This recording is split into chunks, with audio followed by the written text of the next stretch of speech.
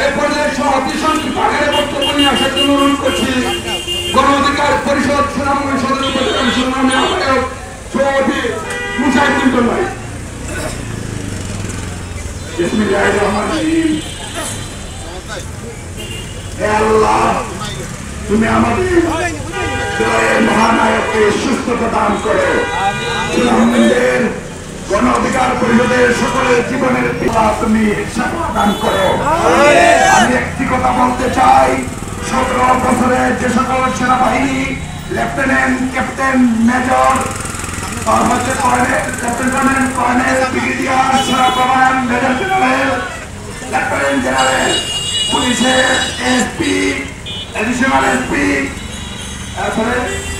SP, IGP, 17 বছরের যে সকল সন্ত্রাসীদের তৈরি করা হয়েছে বাংলাদেশ, এই সকল সন্ত্রাসীদেরকে দ্রুত এই বাংলাদেশ থেকে চাকরি থেকে পদত্যাগ করে আয়নাগরে পাঠিয়ে দিতে হবে। 17 বছরে যে সকল সাব ইন্সপেক্টর পুলিশের ভর্তি হয়েছে, সারা বাংলাদেশে বাছাই করে করে 17 বছরের সাব ইন্সপেক্টরদেরকে পরিষ্কার করতে হবে। 17 বছরে যে সকল সমাজসেবা, কৃষি অফিস, বিমানবন্দর, রেলওয়ে এবং মৎস্য, শিক্ষা, ব্যাংক, যাদেরকে 17 বছর আওয়ামী লীগ চাকরি দিয়েছে, তাদেরকে সন্ত্রাসীদেরকে বাছাই করে করে চাকরি থেকে আউট করে আইনাগরে পাঠিয়ে দিতে হবে।